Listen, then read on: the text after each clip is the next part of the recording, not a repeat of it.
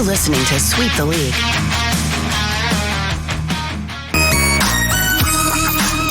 Hey, this is George Iceman Gervin, and you're listening to Sweep the League Radio.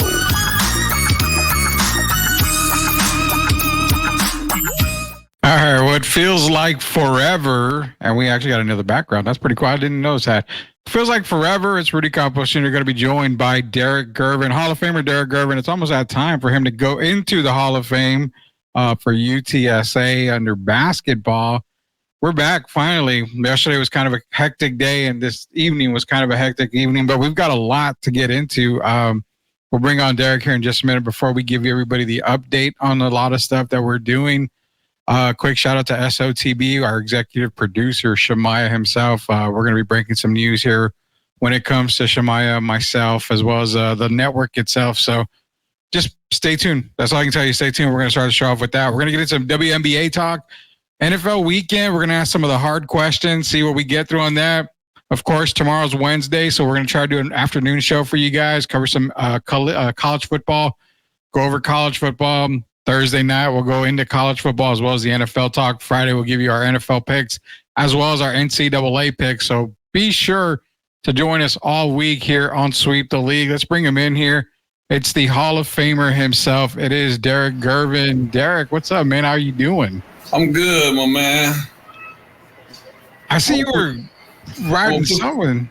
I'm going to put this on my neck for a minute because this is what I'm going to use to strangle Micah Parsons the next time he starts talking nonsense to his teammates, man.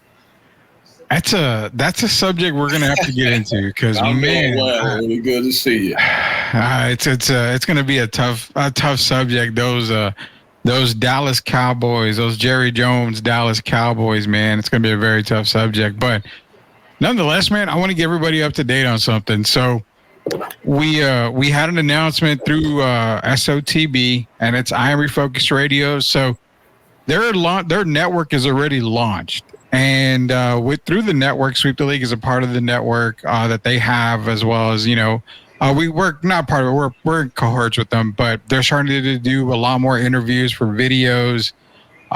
We're actually going to be doing another podcast that's going to be launching very, very soon. We have talks with other podcasts coming on to the Sweep the League network. So nonetheless, the way we're going is you're probably going to get a lot of content, not just from us, but from other people as well. So that's why it's so important to join our YouTube. Go to YouTube, search at Sweep the League TV, be a subscriber. We are launching our giveaway this week, either this Friday or Monday. We're going to launch our giveaway for our 500 subscribers. If you're not a subscriber, jump in now before the giveaway.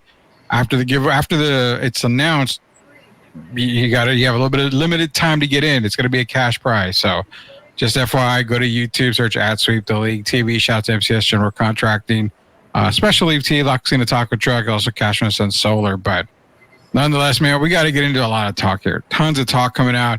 Every sport's going to be covered left and right here. You know what, Derek? Let's start with one of the harder ones for us to talk about because it's been all over the news. It's some WNBA. So give me a second here. Let's run into our WNBA segment.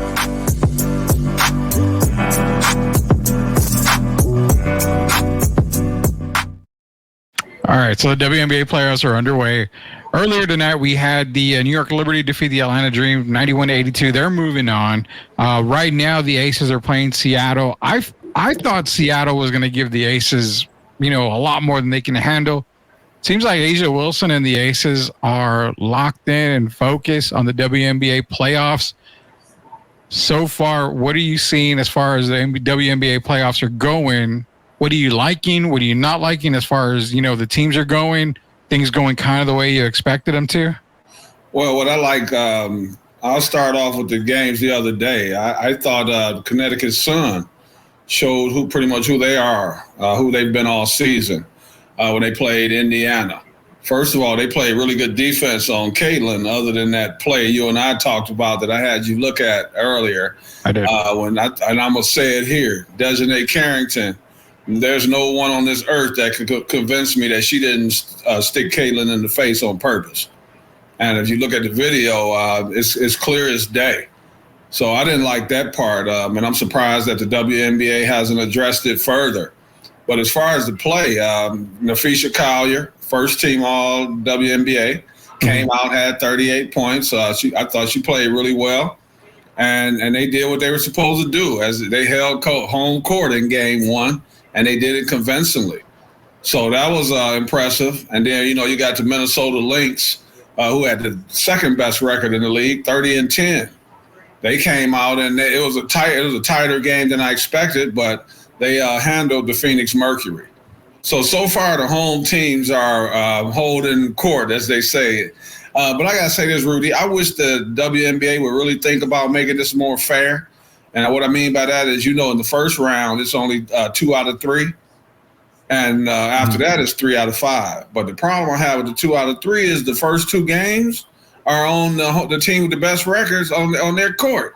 Yeah. And I don't think that's fair, man. If you're going to play 3 games, they have chartered flights now. So why couldn't you do a 1-1-1? I mean, just make it fair. You don't put the team that's the number 1 seed and you give them 2 games at home in a 3-game series. So I would like to see that corrected. But overall, man, the games tonight, if you look at Breanna Stewart, the lady I know deserved to make first team, Sabrina Ionescu, came out, had a big game. I believe she had 36, about 9 assists. I know she had 3 steals. So she set the tone early, and she played really, really well. Atlanta Dream played great the first 3 quarters, I'll say, first 3.5 quarters. Yeah. But after that, they ran out of gas, and the best team won. So I'm going to wish them well as far as getting ready for next year. And I want to congratulate the New York Liberty for moving on to the next round. Yeah, so the WNBA, they did release their WNBA first team, second team. First team is Breanna Stewart, Alyssa Thomas, Asia Wilson, Nafisa Collier, Satu Sabali are the first team WNBA. Surprising to me, like you mentioned, Sabrina Ionescu, I figured would have been first team, but she's on the second team with Agwemike, Jackie Young, Chelsea Gray, Jewel Lloyd, and Ionescu as well. I'm kind of surprised. Does it surprise you on Jackie Young or Chelsea Gray making that all WNBA second team? I figured one would, but I didn't expect both to make that second team. I saw a different list, because the list I saw had Alyssa Thomas, Breanna Stewart, Nafisa Collier, Asia Wilson, and Sabrina and Caitlin. And they had Sabrina on there, and they had Alyssa Thomas on second team. Yeah. And so I was kind of disappointed on that list that I saw. But the one you saw, yeah, I'm really surprised that both of those ladies made. I didn't think Chelsea Gray, I thought she played okay this year. I didn't think she played as good as she has in the past. And I certainly didn't think she played well enough to make all NBA team this year. That means you're skipping over people like Kalia Copper, who I thought should have been on second team. But you know what? Let me stop there, because I was reading 2023. Okay. I'm sorry. So that is my fault right there. We're gonna reset that. I can't find the 2024 list. It's Caitlin, Ionescu, Breanna Stewart, Nafisa Collier, and Asia Wilson team on first team. Okay, so that's Alyssa Thomas team. Made second team, and Ogwumike, Kayla McBride, and I'm trying to think of the other 2. Ogwumike, Kayla McBride.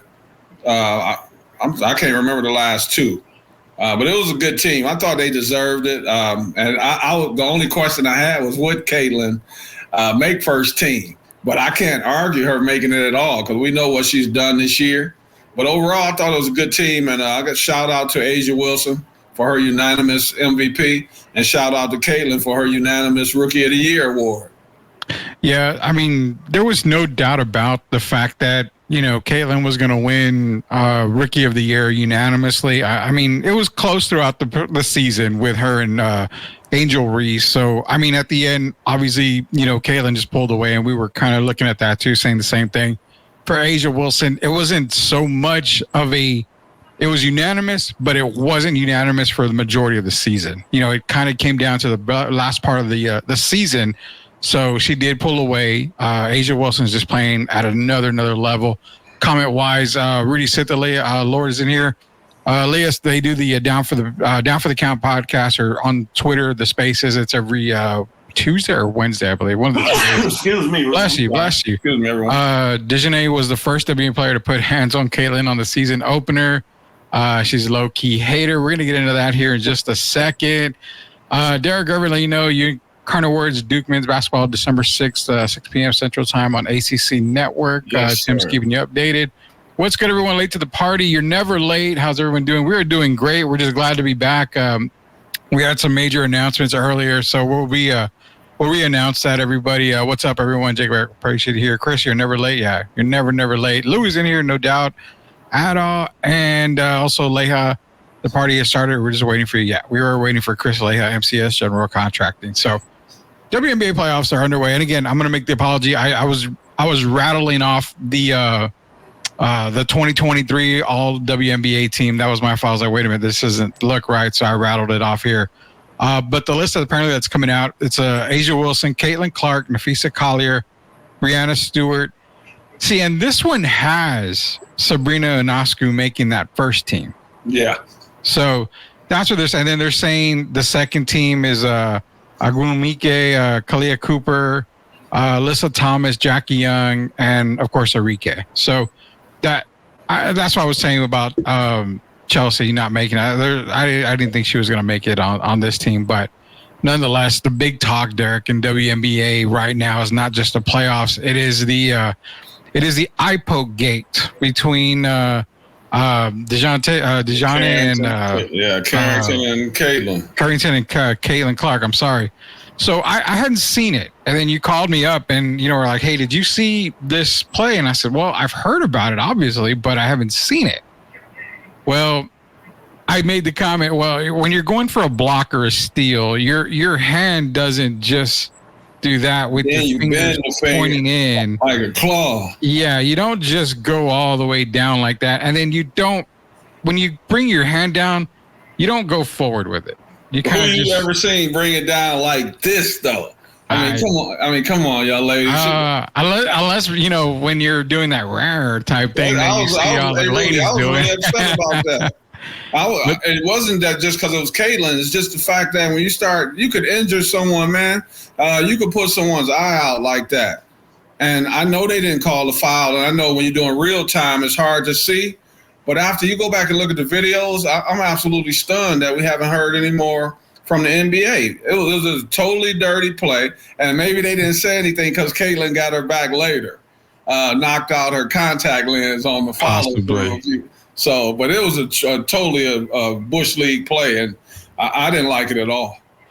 Yeah, after seeing it, I didn't like it at all. It was not a good play. And, Carrington, I will say I liked her, coming from Baylor into the WNBA. Didn't think she was going to be a major superstar or anything, but I mean, the respect I've had, I lost a little there because it's kind of like, again, the block, you just don't do that and down. It doesn't make any sense to do that. So I think you're right. Caitlin played it down. The WNBA didn't say anything. Caitlin played it down. They asked Carrington about it.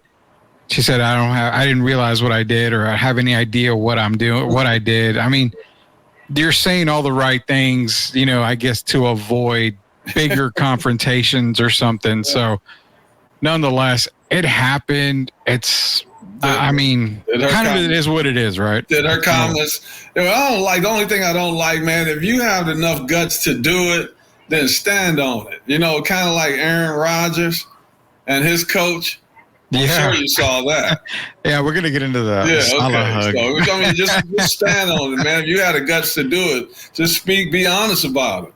Yeah, and that's what Elias is saying, is that why would I want to hurt old girl? That's what she was saying. Why would I want to hurt her? I'm like, come on. But it's funny because when the reporter asked her, she kind of gave that wry smile and then kind of like moved her You saw hair. what she did when it first happened. You see, she stood there. When she first, right after the foul, right? She pulled a Patrick Beverly move, a Draymond move. She just stood there like, what do I do next? She was telling on herself, man. It was so obvious that it was intentional. It was, man. It was. I'll say this. Kudos to just Caitlin. Just keeping it business. She didn't get injured. Now, that's a play that you can definitely get major injury out of. just a finger straight to the eye, it can do some major damage. So I give kudos to her. She's just letting business be business. Ruby, now we got to hope that by tomorrow, because remember, she did get a black eye. Yeah. So I'm hoping that tomorrow her vision is a little better. And there's no swelling either. I don't think Connecticut has to do that to beat them. And you just don't do that, man. The young lady has done a lot for the league, whether some people like it or not. We got to accept it. We got to respect it. But no matter what player that is, you just don't make those kind of plays, man. It's supposed to be a sisterhood. And so all of them are in it for the same prize, basically, and that's to continue to grow the game. And you just don't make those kind of plays. Yeah, you don't, man. You don't. And I agree with you on that because it's something that shouldn't be a part of the game. Sadly, it is. I mean, we see cheap shots. We see, intentional stuff happen at every level, at every game, whether every sport. It just happens. And it's the nature of the beast, man. That's the sad part in all that here. He says, I'm all for the views, but this is ridiculous. Should be suspended at minimum. The WNBA should have made a statement. I mean, at minimum, the WNBA should have made a statement. That's just a cowardly act by the league not to make a statement. You should have at least made a statement. And, even if you're going to fine her, just fine her. Fine Carrington, whatever. Just do something. I mean, it was not a good look for the league as well. And Leha asked a good question about Eric McCoy. He's injured center for the New Orleans Saints. Not using mine anytime soon, so he can definitely borrow mine. But I'm gonna need a little bit of a patio in my backyard, a little extension there, and I can trade McCoy for a little bit of work. Leha definitely hit you up, man. That is Chris Leha, MCS General Contracting. Derek Gervin, Rudy Campos Sr., Coach Gio should be back probably tomorrow or Thursday. WNBA playoffs are kicked off.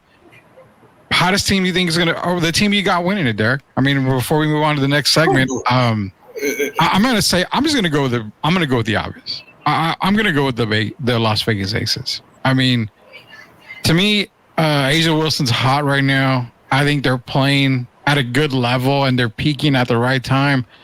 And until to be the man, you got to beat the man. So I think I'm going to go with the Las Vegas Aces. I think they can actually get it done. I don't know because they changed the lineup. The Liberty, they put that young lady Feibach, I believe is her name. Yeah. Feibi. They put her into the lineup, and she's played well. The only reason I'll give them a chance against the Aces is because of size. You got Brianna 6'4", and you got Jonquel Jones, who's about 6'6". And I think that home court this year is important. And I think Kelsey Plum has struggled. She's playing well today. Chelsea Gray, as we talked about, has not been the same this year. It's been a little disconnect a little bit with their team. Jackie Young has played up and down. I'm gonna go with this year. I guess I'm gonna go with the Liberty to win that series. But I gotta beat it. If I had to pick a winner to win it all right now, and I'm gonna say this, and if I had to pick right now, I would take the Minnesota Lynx. Taking the Lynx. Okay. I think they've played really well. Cheryl Reeves been the coach. She's got rewarded with a Coach of the Year. Yeah. And I just think it's their time. If you look at it, New York had a really great record, 32-8. But right behind them was who? The Minnesota Lynx at 30-10. And who was the best team after the Olympics? It was the Minnesota Lynx. And I think they're going to continue that up. I think Nephesha Collier, any other year would have been MVP. And I'm going to pick the Lynx for the upset in that to win the championship. So you got the Lynx. I'm taking the Aces. I really believe because I think I would take the Aces. I'm just gonna ride with the Aces. Can I remind you of something, Rudy? Yeah, go ahead. A reason I'm not picking the Aces, and I think they're struggling. If you look at it, the last game, right? Mm-hmm. Game 1 against the Storm. Did the Aces really win, or did the Storm kind of hand them the game? Do you know how many points the Storm scored in the fourth quarter? No, I didn't. Okay, second, and they're going into the fourth quarter. The Storm are leading by 1.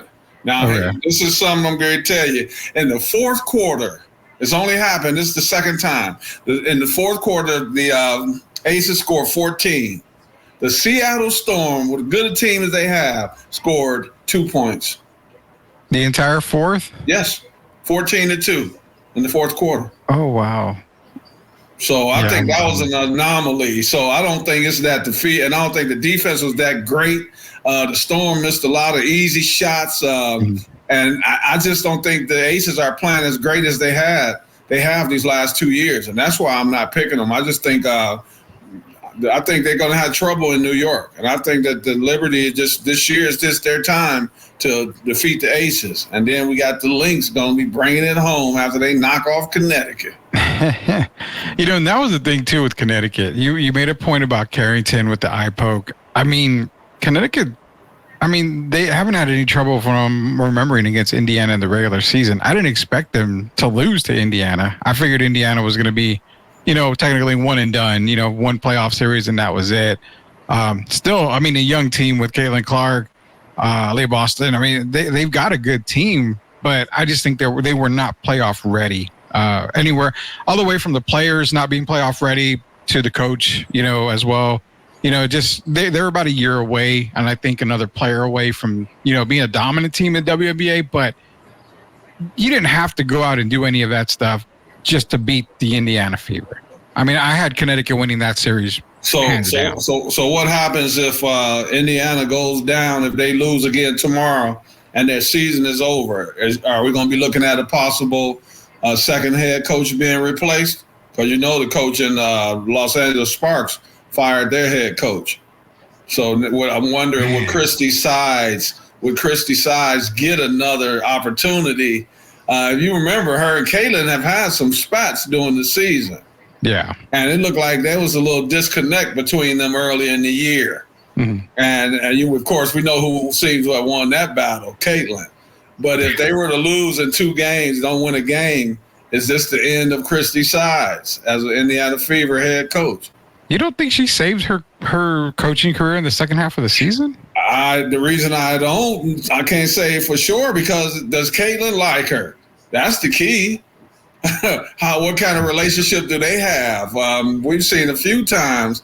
She knows that her job, it depends on Caitlin. So you've seen her kind of make some concessions for Caitlin this year and stand up for her, sometimes even when it wasn't merited with the referees. But if they lose 2 games, man, I mean, they might want to look at someone else that they feel is a better gives them a better opportunity to start winning right away. Yeah, I can probably see that. I don't know if she would get fired. Man, that's a tough one, because if you're talking about they didn't make the playoffs, yeah, I'd have no doubt about it. But because they fought back, because they clicked, and because they made the playoffs, I don't know. I think maybe she saved her job, and Louis actually brought up 20 and 20, Rudy. Cheryl Miller. Rudy, 20 and 20 though, still. Yeah. You might want. I'm just saying, some teams when they get in, I don't even know. Does Caitlin speak up for her? And that's a big thing. Yeah. When they bring in the star player, because they're not gonna. They might ask Aaliyah Boston what she thinks, or Lexi Hall, but I doubt it. It's what kind of rapport does she have with Caitlin Clark, and that's what's going to decide it. I'm not saying she's going to get fired, but if they lose tomorrow and they get blew out, I wouldn't be surprised if she got fired. So say they get blown out, say she doesn't get fired, she makes it to the next season, the leash has to be very short, right? Because, I mean, if they start off, 1-3, 1-4, it's pretty much got to just be done. You're expecting, if you're going to be kept as the coach, you're expecting to get off to a strong start. No less than 4-1, 3-2. No less than that on the season to start. I just don't think she's on the level of Becky Hammond, Cheryl Reeves. I just don't think she's on that level, Christy Sides, and I don't think she'll ever be. And, it's about the players, but it's also about these coaches today. I still had Greg Popovich rated as one of the top coaches. Mm-hmm. And it's not because the Spurs are struggling, but if you look at their roster. But when you talk about actually coaching, I didn't see her make a lot of in-game adjustments this year. And that's the thing that the owners are going to be looking at. Is she our best option? I'll put it that way, make it simple. Is she our best option moving forward?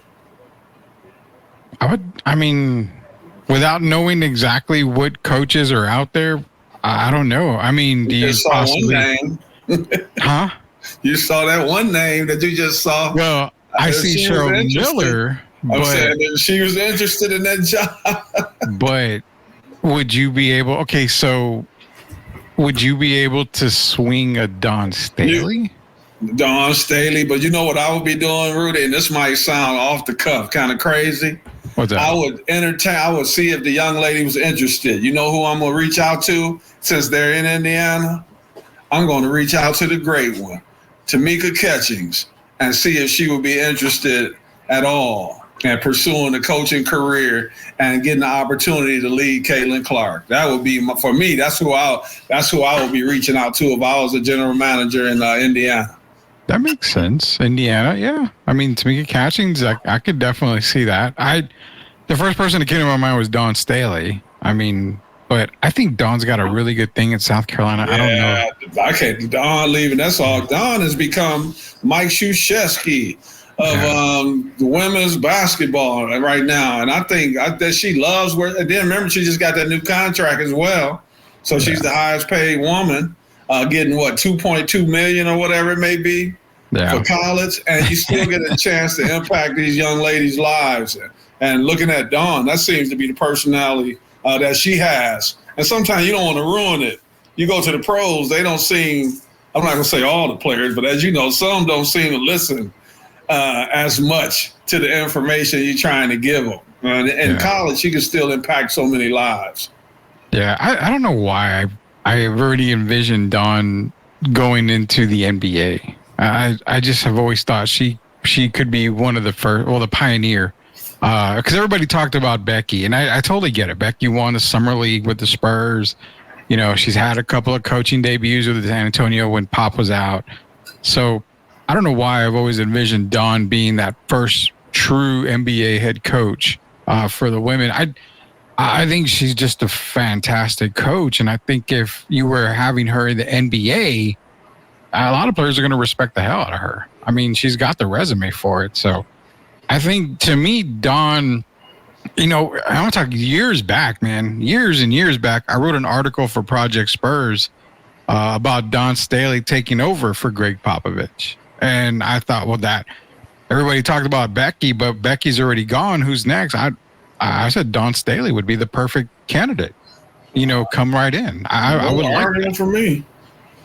Hey, this would be a great time because who did the Pelicans make their general manager?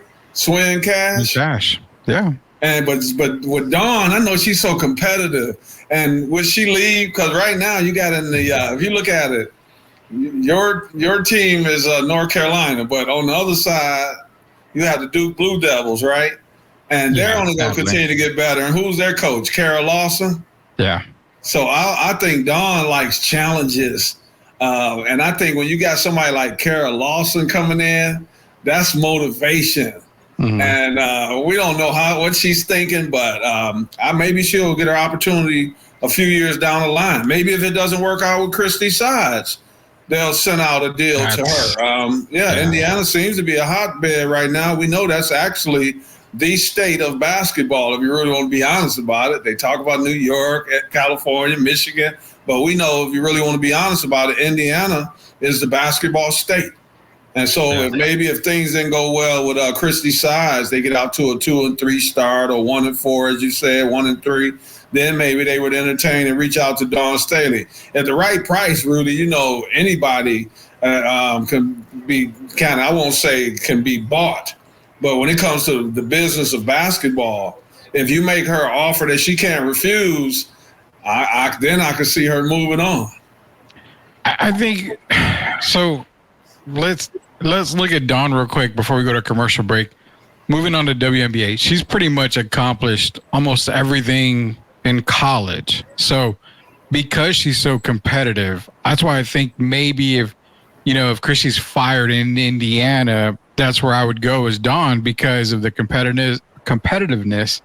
I think she brings the best out of those Fever players, right off the bat. And I think you're going to get the best of Thomas, of Clark, of Aaliyah Boston. You're going to get the best out of them through Dawn Staley. So that's where I figured, well, that would probably be my first call if the job is open, I mean, do you look at the success of some of the players, like Becky in Las Vegas? I mean, to me, Dawn's that next person. But again, I don't know if it's worth.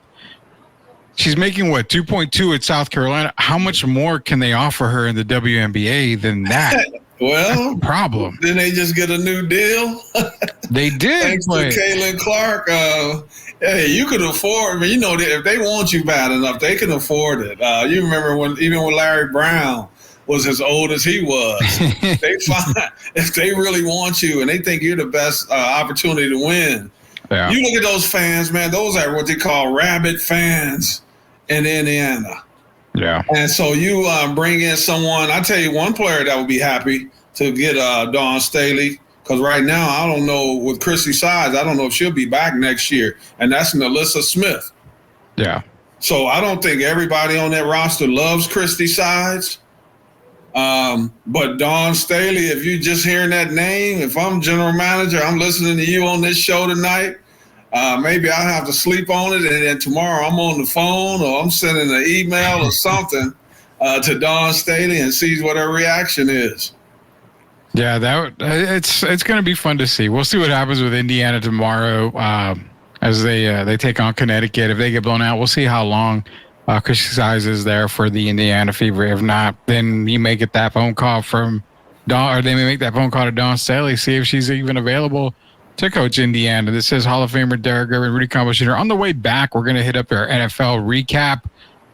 Cincinnati, 0-3, looking bad. Buffalo, the team that I kind of wrote off because they didn't have the weapons. Well, Josh Allen is just screaming in my ear. And the battle of two of the worst quarterbacks in the NFL right now, Anthony Richardson, Caleb Williams, and a whole bunch more of NFL recap here. It's going to be Hall of Famer Derek Gervin, Rudy Campos Jr. We'll be back. I promise. We will be back. I promise. We're going to have a better career than Caleb does on this radio show here. So we'll be back here in just a minute. Are you looking for a contracting company that gets the job done right the first time? Look no further than MCS General Contracting. MCS specializes in top quality concrete work, including patios, driveways, foundations, and swimming pools. The team of experts are dedicated to delivering exceptional results and unparalleled customer satisfaction. At MCS General Contracting, they're not just hardworking, they're local. Based in San Antonio, they are committed to building relationships and trust within the community. That's why MCS guarantees your satisfaction. They pride themselves on getting the job done right the first time, every time. So why wait? Contract MCS General Contracting today to schedule your project and experience the difference for yourself. MCS General Contracting. Building a better San Antonio, one project at a time. Proud sponsors of Sweep the League. Yeah, this for the family. Loyalty, respect, honor. You know what it is. STL Music. Let's get it. We the ones, never folded on ourselves, no bluffing. Legacy we building, man, this ain't up for discussion. They wanted us to quit, but we dug in deep. Motivated to the fullest, dreams ain't meant for sleep. On the grind 24/7, no time for rest. We making moves, calculated like a master chess.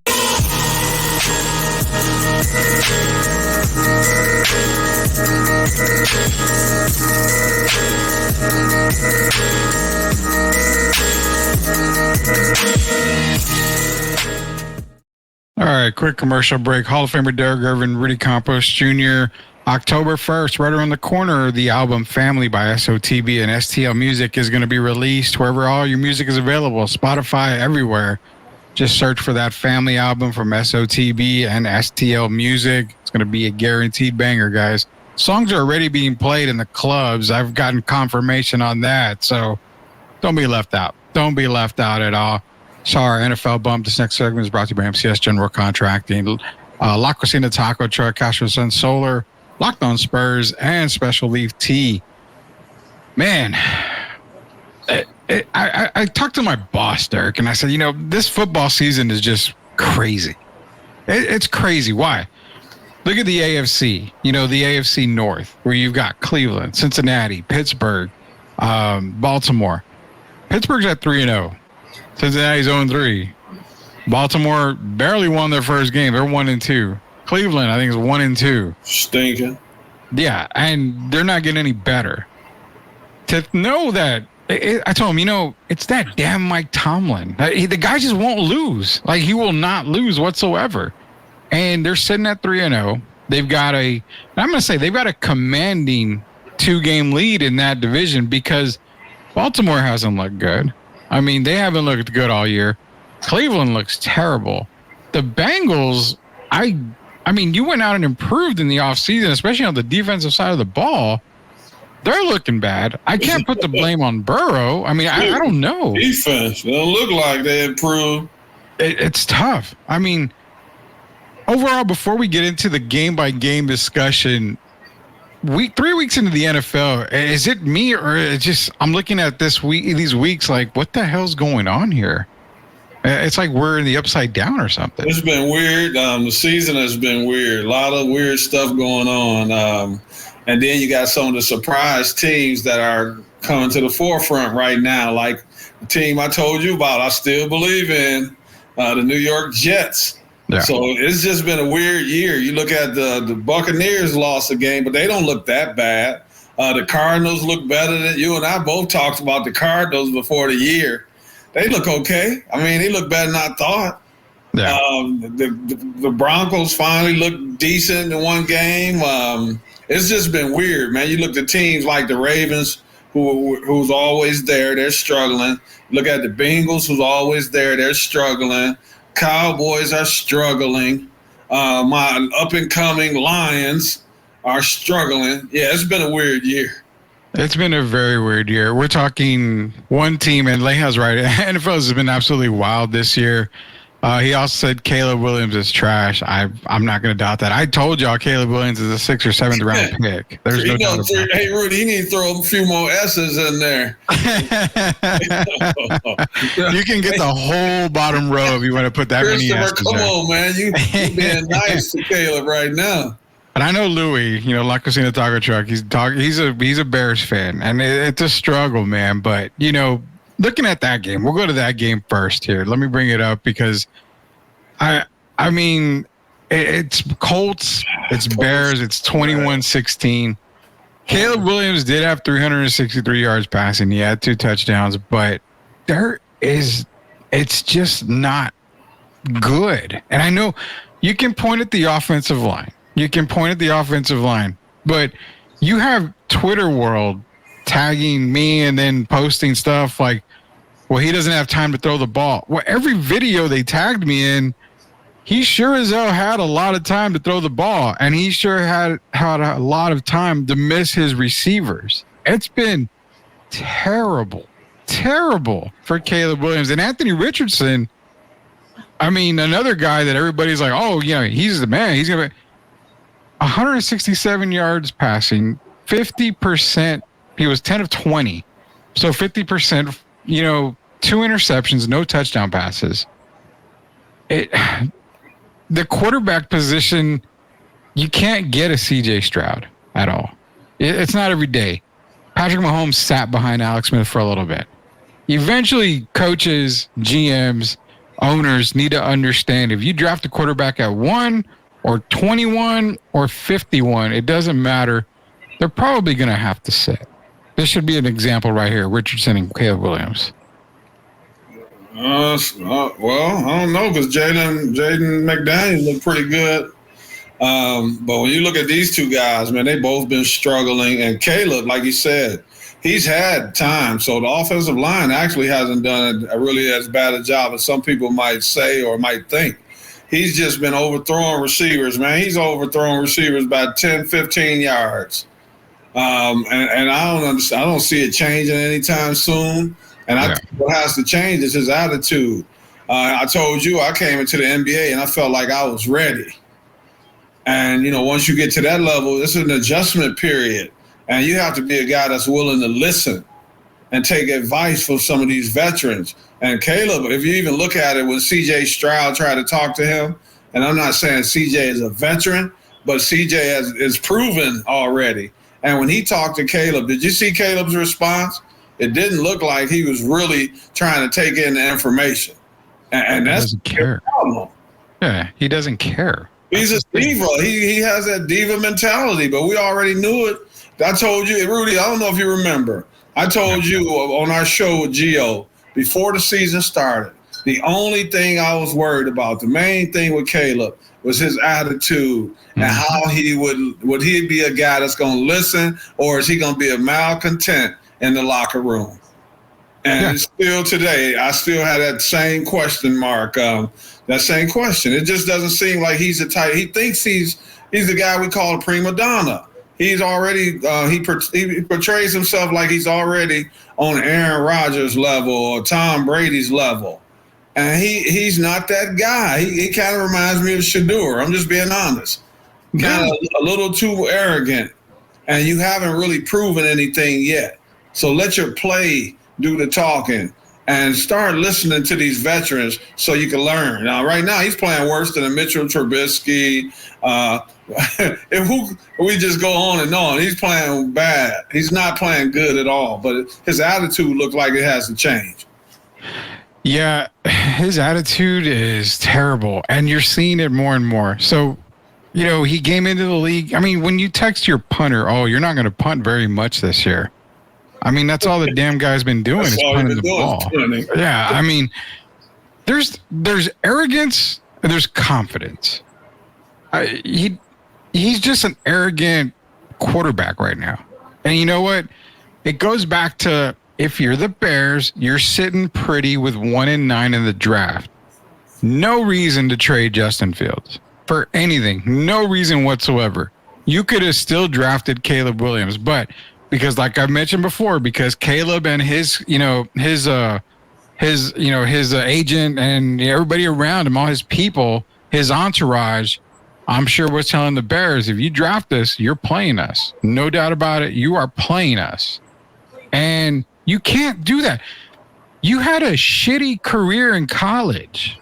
I mean, everybody saw it. Everybody, he didn't have an offensive line. Okay. I get he didn't have an offensive line. He didn't have a defense, Rudy. He didn't have a defense. He's got a defense in Chicago. I mean, yeah, his offensive line isn't any better, but he's got more weapons than he had at USC. The kid just can't play right now. He can't play. He needs to hold a clipboard. He was overthrowing guys. I'm sorry, but he was overthrowing guys at USC. They can keep talking. At some point, you got to stop blaming it on the offensive line. He's had time in the pocket to throw the ball. That's a Caleb Williams problem. That's not an offensive line problem. Yeah, exactly. It's a Caleb Williams problem. And there's nothing wrong with holding a clipboard for a year. Some of the best quarterbacks in the NFL have done it. Aaron Rodgers was behind Brett Favre for a long time. It's rare. The years of drafting, and you know what? Can you imagine, Derek? Can you imagine if Twitter, Facebook, social media in general was around when Peyton Manning was a rookie and throwing, 20, 30 picks his rookie season? The guy would have been, they would have ran him out of Indianapolis. Yeah. So luckily for him, it wasn't. Now, I'm not saying Caleb Williams is Peyton Manning, but you see a difference between Caleb and Peyton. Peyton was making those mistakes. Peyton was learning left and right. Peyton, took it on the chin and said, you know what? Okay, I'm going to improve. I don't see that out of Caleb Williams at all. It's kind of like you mentioned with the talk with C.J. Stroud. It's kind of like, okay, it's a shoulder shrug. Like, all right, thanks, appreciate it. Yeah, like, man, get out of here, man. I'm not trying. And that's what you reminded me of. But if you look at Peyton Manning showed flashes, though. So we knew who Peyton Manning was. There's always been questions with Caleb when he first at Oklahoma. And then when he goes to USC with Lincoln Riley. And we know Lincoln can bring out some quarterbacks. But Lincoln is not – I don't even think Lincoln Riley is really a head coach, to be honest. I think he would do better as the offensive coordinator. But he let Caleb get away with a lot. And we saw it over the course of the last couple seasons. Things didn't go well, and Caleb showed some signs of, like I said, being a malcontent. So I'm hoping maybe he'll at some point this year, man, the light will come on. I still think he has an opportunity to have a good career, Rudy. I don't ever think it'll be a great career, but I think he has a chance to be a good player, man. And once things slow down a little more for him, but the attitude is the biggest issue for me, and that has to change. You have to admit sometime when you're failing, and that's myself, you, whoever we are. And that's the only way you can start moving forward. And I think right now that's where we are with Caleb Williams. Yeah, so Monday night, last night, actually, you saw Jacksonville and the Buffalo Bills. You saw the Commanders and the Bengals. Obviously, Commanders won 38-33 over the Cincinnati Bengals. Jaguars fell to Buffalo, who is now 3-0, 47-10. Josh Allen looks, I'm going to say it, dude, the guy looks MVP ready right now. I don't see any other player other than him atop the MVP mountain after 3 games. I thought he was going to struggle. I really did. I mean, he's at another level, and I'm enjoying it now. It makes me regret not drafting him in fantasy football because I was thinking he was going to regress some. But you know, I feel about him like you feel about the Tar Heels, so you already know. Josh is the man to me, and sometimes you get better. But process of elimination. Do you agree with that? Stephon Diggs. Well, I think it was time for Stephon to move on. And sometimes you could be losing a great player, but the chemistry is just not what it should be. And I think Josh looks like a different player. He's actually playing smarter, Rudy. He's not gambling as much as far as trying to jump over players into the end zone, all that. I don't want to see that too much this year. Yeah. They need a healthy Josh Allen. But if you really look at the team, they haven't played great, but they're playing well enough to win. And sometimes, and that's what it takes to become a champion. So I'm going to bring up the Jacksonville Jaguars here just a little bit. We mentioned the Bears and the Colts, other games. You know, Bo Nix with his first win, 26-7 over the Buccaneers. So yeah, that was a surprise for me. You know, Denver winning that game. Packers over the Titans. Malik Willis he's hanging in there for Jordan Love. The Packers are looking good, sitting at 2-1. The game that Gio and I said was going to happen happened. We said the Vikings were going to beat the Texans. We both took the Vikings. They walloped on the Texans. And for Texans fans that got a little upset, that were like, oh, my God, you know, the sky's falling, relax. I mean, to be honest, Minnesota and the New Orleans Saints, even though the Saints lost to Philadelphia, Minnesota and the Saints are probably still my 2 best teams on both sides of the ball. They're both playing really good on both sides of the ball. If in the New Orleans game, if those 2 defenders don't collide, Dallas Goedert is short of the first down and doesn't scamper down to the goal line. So the outcome is different on that game. But you know what? Crap happens. I'm not going to hold that against New Orleans for that long. On the blooper play. Yeah, yeah, exactly. They ran into each other. And there was a third guy right there in the area as well. Yeah, so you got three guys, and then you got him, my man, just running on down the field, just trotting on down the field, man. That was funny. Yeah, and that's the thing is I can't, you know, I'm not going to fault the Saints for losing. I mean, you never apologize for winning, but to me, the Saints won that game. They still are the better team overall when it came to that. You saw the Chargers, Steelers. Of course, Steelers go to 2-3-0. Giants, my boy Daniel Jones made me look good this weekend. I took him and the Giants to beat Cleveland while Gio took Cleveland. Daniel Jones, 236 yards passing, 2 touchdowns. Looked like a quarterback. Mentioned the Saints and Eagles game. Eagles won that game. Panthers are going to come up here in just a minute. They beat the Raiders 36-22. Andy Dalton starting that game, 319 yards passing, 3 touchdowns. Seahawks over the Dolphins, 24-3. Dolphins are done. Without Tua, they're done. Ravens and Cowboys, we all know how that went. That was all Ravens for the longest time. Lions beat Cardinals 20-13. Niners lose to the Rams in the very end, 27-24. Chiefs got lucky again. The Chiefs plus the refs beat the Falcons 22-17. And the week started with the Jets beating the Patriots 24-3. Go back to a couple of games. Chiefs and Falcons, man. How many times are the Chiefs going to be bailed out? I mean, it's obvious call after obvious call. Now, not speaking as a Falcon fan. I know I'm a Falcon fan, but not speaking as a Falcon fan. The Chiefs have been getting away with calls left and right to the point where it's starting to get BS, dude. There's a pass interference. Big deal. In the end zone, it's a huge deal. Hey, Rudy, I'm like you, but I got to be honest. I was saying the same thing watching the game with Julie. And I told you the same thing before the play, before they showed it again. I said, here you go. You great. Watch why I don't like the Chiefs. Just look at this obvious pass interference. So I was just like you. But the thing that was disappointing to see was, didn't Atlanta get another opportunity? They did. They did. And what did they do? They had two possessions inside where they got in the red zone, and they couldn't make it happen. So I didn't like the pass interference being ignored, but they had another opportunity, man, so that was kind of disappointing. But I will say this: you have something to look forward to, because I told you at the beginning of the year you didn't really like the team, I don't believe. And I told you I think they're going to be better than you think. For some reason, I like Kirk Cousins, man. I know he didn't play well the first week, but we also remember that he was coming off being out from injury at the end of last season. Yeah. And so he struggled. But he's been the kind of guy, when he has an off week, he finds a way to make it happen the next week. So even though they lost this game, you still got a lot to look forward to. I think Bijan is playing really well. I think they've got a pretty good team. I think the Falcons are going to be one of the surprise teams before the year is over. You know, can I make a very unpopular, not announcement, but unpopular statement? I didn't like when they drafted him. I really did not like it. I texted a few of the Falcon fans that I know that were all good buddies, and I texted the exact same thing I'm going to tell you. I don't like that Bijan draft. I don't like that pick. Bijan is, I will say he's just above average, to be honest with you. If you're looking at it from a non-fan standpoint, just looking at it overall, I mean, to me, he's not worth a top pick.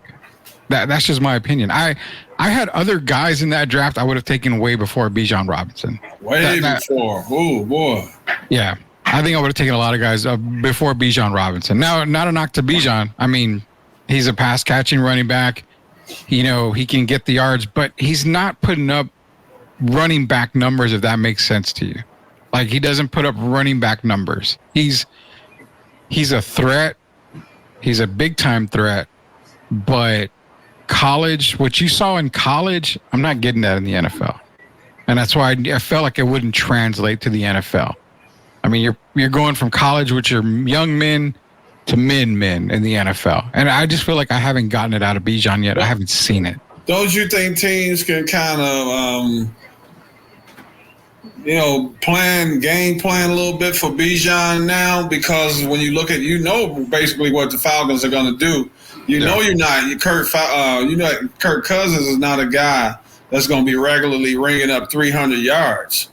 Yeah. So don't you think that kind of makes it a little more difficult for a guy like Bijan, because Kirk is going to beat you with what? The little dink passes mainly? Pretty much, yeah. Yeah, so your defense kind of knows what's coming, I'll say. And I think if Bijan had another quarterback, even maybe Michael Penix, but I think just the style of play is why he's struggling right now. I think he's not a bad running back. I'm like you. He's not going to be a star. Yeah. But I think if he had maybe a little different look, and maybe if the offense was a little different, I think he'd be a little more effective. He's a young guy. He is good catching the ball out of the backfield, but they got to figure ways to create some holes for him on that offensive line. Has to step up a little more. And then Bijan's going to have to be able to hit those holes a little quicker. I will agree with that. So I think they're still going to end up a pretty decent team. I'm surprised already. They're playing better than I expected. Well, and the guys that I looked at back then, I had to bring it up, but drafted right after Bijan was Jalen Carter, defensive tackle. I mean, they definitely needed a lot of defensive help. Peter Skoronski, the offensive tackle, would have been a great pick right there as well. Broderick Jones is another one you could have got. Van Ness out of Iowa is another guy that fell late in that draft. So Christian Gonzalez is another one. I mean, a cornerback, you can't get, you can definitely load up on cornerbacks. There was a lot of players that I liked more than Bijan, but here's the reason why, Derek. 17 games last year, Bijan Robinson, again, yeah, no quarterback. You know, I can get all the excuses from every other Falcon fan, but I'm not going to make excuses for him. 17 games, he had 976 yards rushing total in 17 games. Now, he only had 487 yards receiving in those games. So combined, he's at under 1,500 yards total in offense. This year, 3 weeks into the season, he's only rushed for a total of 196 yards. He's only caught, 11 receptions for 89 yards. To me, that doesn't scream like everybody's on the Bijan hype train that he's, this kind of a difference maker. His average is running the ball has gone up about 15 yards so far, about 12 to 15 yards. Mm-hmm. With the 196 in 3 games, that's almost 66 yards a game. So that's an improvement, but he's never going to be that 100-yard guy. I just think it's a different game. We're not in the Adrian Peterson days anymore. And a lot of these guys are not going to be getting the 1,800 yards. I think the last time we saw that happen for a while would be Derrick Henry. And it's just a different game. But you got to have these guys that can catch the ball out of the backfield. They changed the game so much now. You got 2 running backs on the field. And I'm not even talking about the fullback. Your quarterback is in a lot of situations as a running back as well, just like the Ravens. And so it's just a different game. And I think Bijan's going to have to get used to that. The Falcons are going to get used to that. And then you got to see what happens with Kirk Cousins. Because at some point, Rudy, what do you think? Do you see Michael Penix playing any meaningful games this year if Kirk were to stay healthy? Man, if Kirk stays healthy, no. The only reason where I see him playing meaningful games is if they're they're sitting at 3-7. 3-6. I mean, season's pretty much lost. I think you get Penix in there just kind of to see what you've got, knowing that Kirk, is still under contract, for a couple more years. I think you got to play Penix. If you're in a losing situation, you got to play him. You got to see what you have eventually in him. So I think you might see him there, but it's weird because Kirk is the veteran the Falcons needed, but I don't see those high octane weapons being. No. I see, I see the other guys. I don't see. I mean, London's come around. I mean, he's a 3rd-year guy. Usually they say receivers come around their 3rd year. Kyle Pitts is coming around, but again, I mean, the most explosive guy you have, and the one guy they tout as the explosive guy, in Bijan Robinson, I don't see it. I don't see it at all. So. That's probably the Falcon. Do you give them any credit for being so competitive and having the opportunity to win against the Chiefs, or do you think the Chiefs are not the same team that they were in the past? I don't think they're as good as they were in the last 2 years. What do you think? I will say this. The Chiefs are lucky to be 3-0. They're very lucky to be 3-0. All 3 of those games should have gone the other way. There's no doubt about it. Now, the Cincinnati game, I'm on the bandwagon of that is pass interference. I'm on the bandwagon. I'm hanging on the rails of you probably shouldn't have made that call at that time because of the game, the way it was flowing. That's a very big call there. But once you look at it, it is pass interference. I won't doubt about that. Without question.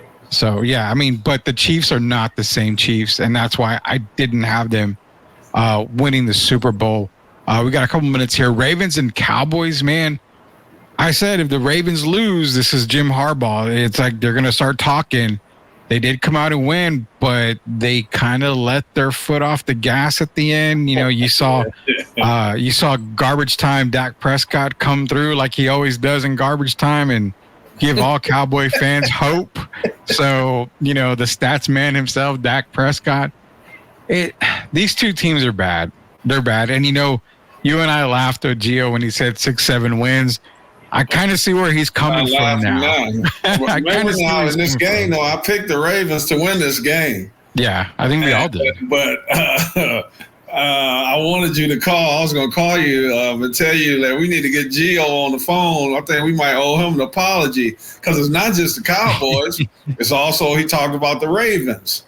Yeah. Not being as good this year. And if you remember, Gio said that the Ravens might not even make the playoffs. Yeah. I said that. I told him. You said the same? And did Gio say that as well? Yeah, we did say that. So there's a good possibility. And I'm looking at both teams, man. Ooh, I don't see the Cowboys getting a lot better. What could they do? What moves can they make right? I don't see them, first of all, making any moves. Jerry's not upset about the fans getting on him. He's like, oh, he's Jerry. It's the same old story every year. But if you look at their team, and now you got dissension already. They've played 3 games, and you've already got your young guy, second-year receiver, cursing out a guy who was second in MVP voting. So you got CeeDee Lamb, who laid an egg, and I guess he's mad at Dak because of he laid the egg, but he's mad at Dak. And then you see on the sideline, you got Micah Parsons. Mouth Parsons, you know what I call him. Mouth Parsons over there, him and DeMarcus Lawrence going back and forward. And I thought in the interview afterwards, Lawrence handled it perfectly. I didn't think Micah handled it. When you start getting personal and doing it publicly, that's a recipe for disaster. And so I thought Dak handled the situation very well, like a veteran with CeeDee Lamb. If you notice, Dak and number 70, whoever number 70 is, walked away. When CeeDee was talking, 70 is with Dak like he was his bodyguard. And so they kept it moving. And the guy said something to CeeDee. But Micah Parsons is a problem for me, man. I know he's not signed, and he could be a little frustrated about that. But you don't want to tear your team apart at this point in the season when you start talking about individual guys basically without saying their name and how guys need to step up when you're having some issues as well. It's not like Micah is playing like a superstar. We've seen him disappear in playoffs. And so to be calling out your players this early in the season, I don't think it's a good thing. Well, if you remember, I said out of the 3 guys you don't re-sign, it's Micah Parsons. That's what I said. I remember I said they're going to handle CeeDee, and then we had a conversation about it. And I said the last guy I would sign was Micah Parsons. And it's not because of his talent. No. It's because I just think he's a problem in the locker room, man. The guy, it seems like he's more about himself. If you really watch the way he handles situations when they lose. I don't like players, Rudy, when you win. Everything's kumbaya. They're all, they saying all the great things. And then as soon as you lose, they're doing the CeeDee Lamb things. They're doing the Jamar Chase things. They're doing the this guy, Micah Parsons type thing. Those are not team players to me. Those are guys that are more me guys that are worried about growing their brand. Yeah, I said, quarterback was going to be the hardest thing to find in the draft or even in free agency. So you had to re-sign Dak. The 2 positions that you have to re-sign or you want to re-sign can both be found in the draft. That would be a wide receiver 1, and then that would be a defensive end or tackle, which you sign CeeDee Lamb. Perfect. You keep your wide receiver 1, you keep him next to Dak. Now what do you do about defensive tackle? You go and draft one. There's a lot of great defenders that are coming up that you can, basically get ready and they can take over from Micah Parsons. Are they going to make the same impact? We don't know. You really don't know. It can't be any worse, Rudy. They gave up 273 yards. Yeah, that's true. That's true. So, you just don't re-sign him. Let it go. Hey, sir, I'm sorry, but how do you give up? After we saw them play against the Saints, right? How do you come out the next game and give up 273 yards or just on the ground? Yeah, I don't know. It's so crazy. Derrick Henry was like, see, you guys ready to write me off a little too soon. Here I am. So now you got another situation in Jacksonville, with Baltimore, because now is that fool's gold, Rudy? Because he played well against the Cowboys? No, I don't think so. So you think that this is something to look forward to moving forward? They're going to make the adjustment, and he's going to get more carries. You don't think, how's that going to affect Lamar? Well, no. It's not fool's gold. I think you're going to still see the same steady dose of Derrick Henry, but it doesn't turn into wins. Remember, the Baltimore Ravens' biggest issue was they lost their key defensive players. And that's where the biggest issue is. As you can tell, even though it was garbage time, the Cowboys made a run at the end there. But again, my only concern was the Ravens on the defensive side of the ball. Yeah. Because they can control the game with the run game. There's no doubt about that. You don't know if Henry's going to get it. You don't know if Lamar's going to take off. What's sad is we don't even know what the hell's wrong with Mark Andrews. Their biggest target. We don't even know what the hell's going on with that. It's the same thing with Travis Kelce and, in Kansas City. Kansas City's rolling. Poor Travis. But we haven't seen Travis Swift do anything. He looks so sad. And I think for the first time, Taylor didn't show up at the last game, right? We know she had prior engagement, whatever it may be. But when you look at him now, man, he first for one, I looked at his little gut. I don't know if he's in the type condition that I'm used to him being in. He doesn't look like he's in the best shape. And maybe that's one of the reasons. I know he had, 6 catches or something, 68 yards or 8 catches. He had 68 yards. But that's not the Travis Kelce we're used to seeing. But maybe the Chiefs know something that we don't know. But I did look at that gut, man. I said, I don't know if Travis is in top condition yet. He kind of had a little Zion gut there. Well, he's only got 8 catches for 69 yards. No touchdowns. 69 yards. That's like a quarter, sometimes a half for Travis Kelce. And he's doing that all year. That's it. That's why I said the Chiefs are not the Chiefs where you can truthfully say, well, they're Super Bowl bound. They're going to win another Super Bowl. They're going to be the first team to win back-to-back Super Bowl. I've not seen it. And you had Chiefs fan come at me on X, and I'm like, well, they're 3-0. I don't give a damn. They should be minimum 1-2 right now. Minimum 1-2. 3-0. I mean, that's not right. Don't let the record fool you. The team is not good. That's how I feel. I'm not saying Buffalo's not playing good, but I don't think Buffalo's playing great. And they're 3-0. So sometimes, records can be deceiving. And then you got to look at who they've played against because, styles also make games.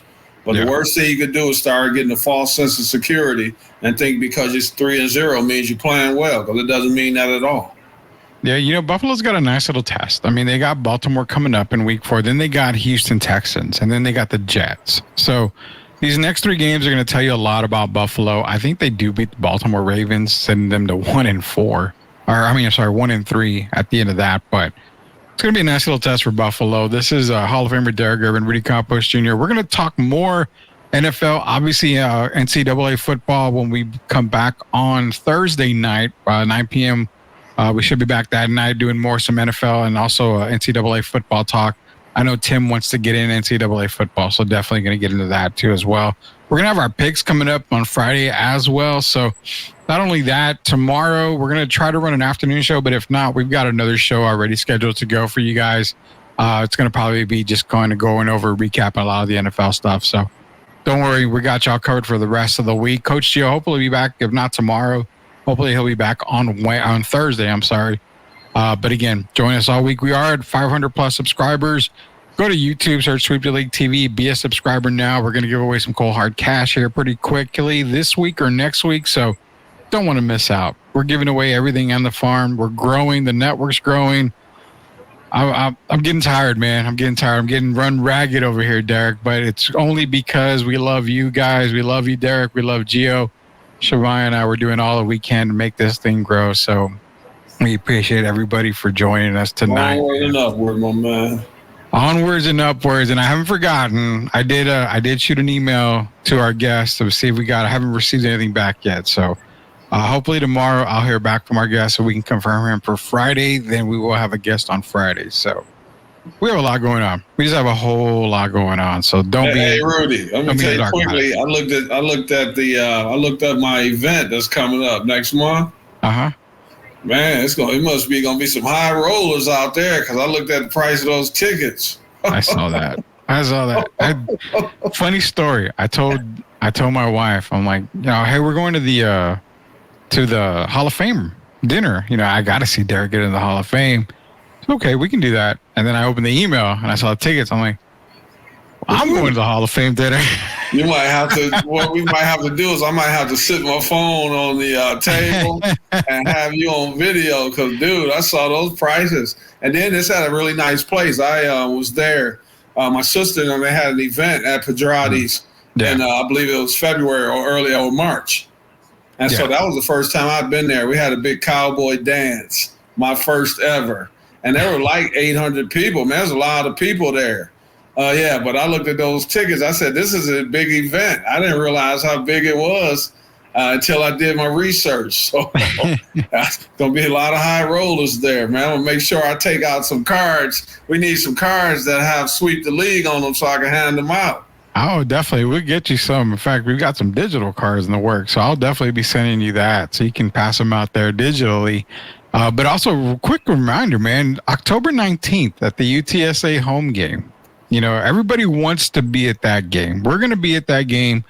We covered UTSA this past weekend. It was a great thing that we covered, and we put out a lot of video for you guys out there. But you want to go to that game. That's Hall of Fame weekend. So just keep in mind, go to that game. You're going to be able to catch us out there. There's going to be a lot of great stuff happening. Of course, I'm sure they're going to honor all the Hall of Famers at the game as well. So definitely go out there. October 19th. Doesn't matter who they're playing. It's going to be a great game regardless, but also go out and support everybody out there. It says only that day Sweep the League needs a holiday off because of Legendary. Well, it's on a Saturday, so we're going to technically be off on a Saturday since that's when the Hall of Fame dinner Thank is. you, Tim. One man. Tim's a great guy. He says, Derek, looking forward to talk about college football. I need you to take on last Friday night's games. They were thrillers. Yeah, we're going to talk college football with you, Tim. We'll save it for Thursday when we have Derek, and hopefully Coach Joe will be back on as well. But again, October 19th, head out to the UTSA game. That way you can check it out here with myself, with Shamaya, with Derek Irvin. We're all going to be out there, so don't miss it. Don't miss it at all. We'll see you guys the rest of the week. Appreciate everybody to join us on tonight. Again, 500 plus strong on YouTube for Hall of Famer Derek Irvin, Rudy Campos Jr. Until we sweep the league again next time, we'll see you later, Knuckleheads. Everybody have a good night. Shout out Duke Blue Devils, Tim. Oh, don't do that to me. Not at the end of the show, Derek. Everybody have a great night. Stay safe.